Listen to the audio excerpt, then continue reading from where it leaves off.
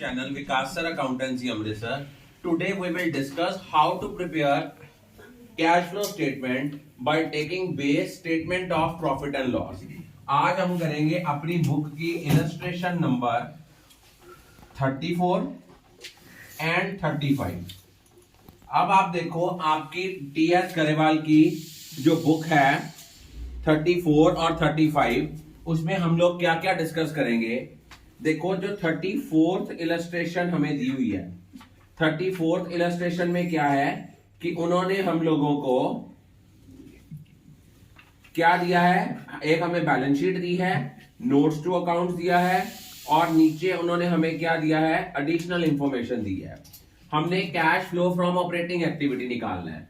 अब जब भी cash flow from operating activity निकालना है, सबसे पहले हमने कैलकुलेट करना है net profit before tax and extraordinary items. और जब भी हमने net profit before tax and extraordinary items calculate करना है, सबसे पहले हमने लेना है नेट प्रॉफिट। वो कैसे लेते हैं, closing balance of statement of P and L में से ओपनिंग बैलेंस माइनस करते हैं, प्लस हम उसमें करते हैं इंटरिम डिविडेंड, प्लस हम उसमें करते हैं proposed dividend of previous year, plus हम करते हैं ट्रांसफर टू रिजर्व। कोई एक्स्ट्रा ऑर्डिनरी एक्सपेंसेस जिनको डेबिट किया है उनको ऐड करते हैं, रिफंड ऑफ टैक्स को माइनस करते हैं और जो एक्स्ट्रा ऑर्डिनरी आइटम क्रेडिट की है उसको माइनस करते हैं। अब इस क्वेश्चन में नेट प्रॉफिट बिफोर टैक्स कितना है, हमें इस क्वेश्चन में देखो बैलेंस जो दिया हुआ है, हमारा जो नेट प्रॉफिट है वो कितना बनता है, 3.5 लाख में से 2 लाख माइनस किया, ये हमारा आता है 1.5 लाख। अब इस 1.5 लाख में हमें इंटरिम डिविडेंड ऐड करना है। क्वेश्चन में देखना कोई है, नहीं है। कोई हमारा प्रपोज्ड डिविडेंड है, वो नहीं है। अब देखो हमें प्रोविजन फॉर टैक्स दी हुई है।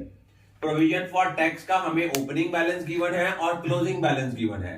जब हमें ओपनिंग क्लोजिंग दोनों बैलेंस गिवन होते हैं तो हम क्या करते हैं, हम सिर्फ कौन सा बैलेंस ऐड करते हैं, क्लोजिंग बैलेंस ऐड करते हैं। तो सेम इस क्वेश्चन में हम क्या करेंगे, प्रोविजन फॉर टैक्स का क्लोजिंग बैलेंस ऐड करेंगे, वो है आपका 50,000।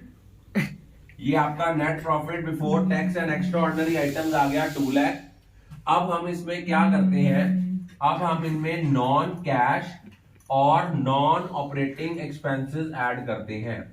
नॉन कैश और नॉन ऑपरेटिंग एक्सपेंसेस क्या होते हैं, नॉन कैश में आती है डेप्रिसिएशन, या उसके बाद हम इसमें करते हैं add loss on sale of asset, goodwill amortised, patents amortised, कोई हमारा इंटरेस्ट ऑन डिबेंचर्स है उसको ऐड करते हैं। ये सब कुछ ऐड करने के बाद कोई loss on sale of asset है वो ऐड करते हैं। अगर हमारा कोई gain on sale of asset होगा वो हम क्या करेंगे, माइनस करेंगे। कोई इंटरेस्ट रिसीव्ड होगा वो माइनस करेंगे। वो करने के बाद हम लोग क्या करेंगे, नॉन ऑपरेटिंग इनकम को माइनस करेंगे। ये करने के बाद हमारे पास आएगा operating profit before working capital changes, कि हमारा वर्किंग कैपिटल चेंजेस से पहले कितना ऑपरेटिंग प्रॉफिट हुआ। अगर कोई करंट एसेट इंक्रीज हो रहा है तो माइनस, डिक्रीज हो रहा है तो प्लस। करंट एसेट में सारे करंट एसेट लेंगे, कैश एंड कैश इक्विवेलेंट और करंट इन्वेस्टमेंट ही लेंगे।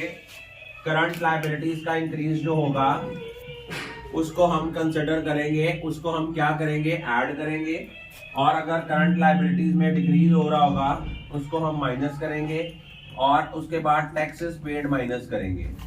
अगर तो पॉजिटिव बैलेंस आएगा तो cash flow from operating activity, negative आएगा तो cash used in operating activity. I think all of you are clear about it.